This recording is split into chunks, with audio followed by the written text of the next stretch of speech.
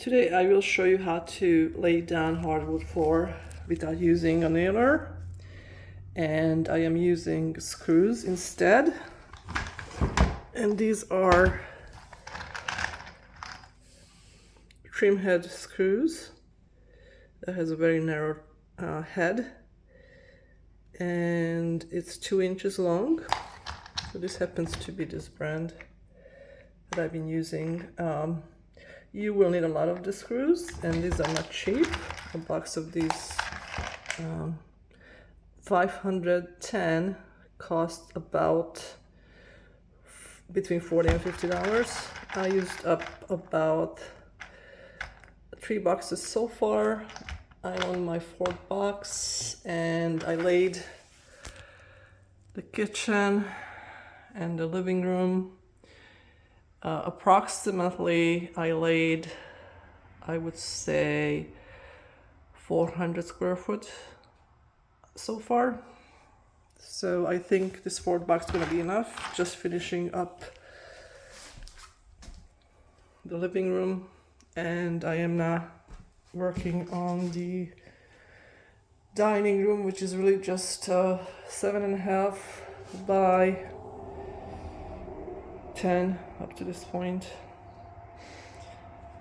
So as I'm going across, as you can see, I am blending everything in, so there are no transitions, so far at least. So what I've been doing is working on making sure that the rows are straight coming across. And as you can see, the kitchen I've done earlier, if you saw my other videos, and I left off here. However, between these two, I don't have a full width of a board.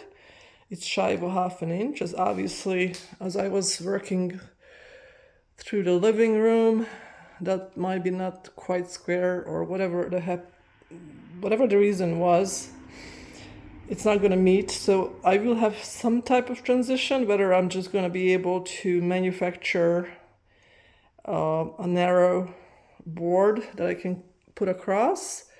I'll do that. If not, then I'm just going to basically use one of those transitioning molds that you can buy, and I'll have to match the color to that. So I don't think that's a big deal. Between the kitchen and the dining room, this actually used to be blocked out. Over there used to be a wall, so this is more open than it has ever been. It looks really good. However, let's get back to the floor.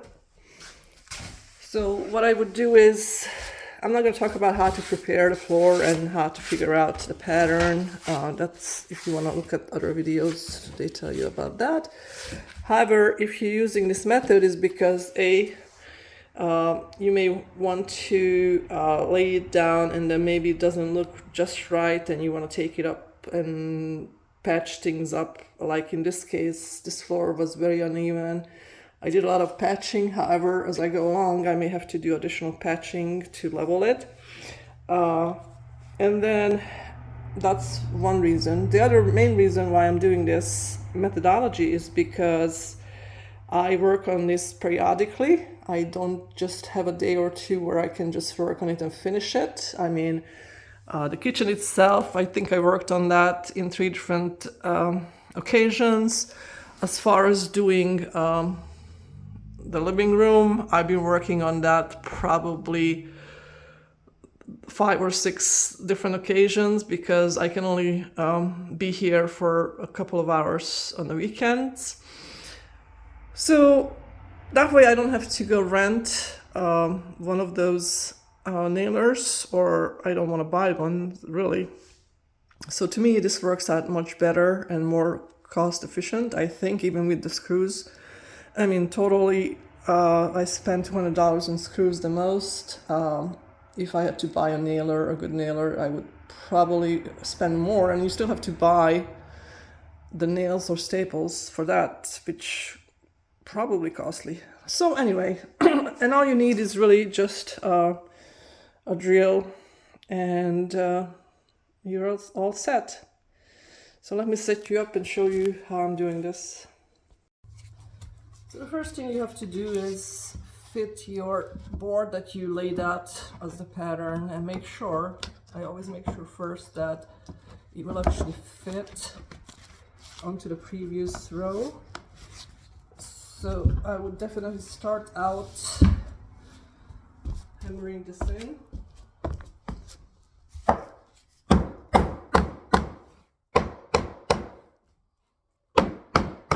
And when I'm satisfied that it will fit, I can start and pre-drill the holes. I did find it that you can actually go probably straight up and start screwing with these screws, but I don't want to take a chance where it will split the tongue on the hardwood, because that would waste a lot of wood. So as usual, you want to probably start about 2 inches from the end of the board that you're just trying to install. You go in 45 degrees. And I usually like to do one where the previous row meets. And then between 6 and 8 inches apart as well. So I think this board will just take 3. This is about 2 feet. And once I did the drilling, I'm gonna go back and I'm gonna hammer it again, because when I'm drilling, that can loosen up the connections easily. So now I can go ahead and screw in at least this end of it.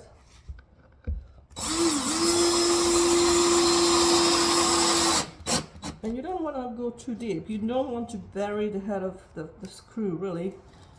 And I'll show you in a minute. So you don't want to bury in the screw head. It actually sticks out from the surface just a little bit. The next board's gonna go on it anyway. So again, you don't want to do it too far, because you want it to hold the board down. So if you go into too deep, then you don't have much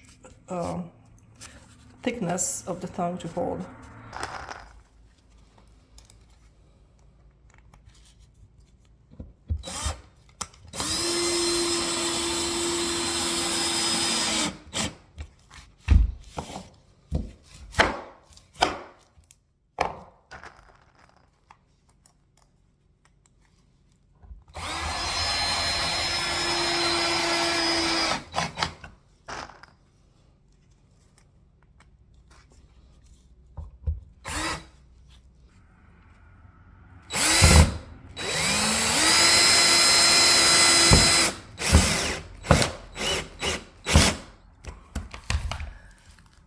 That's it.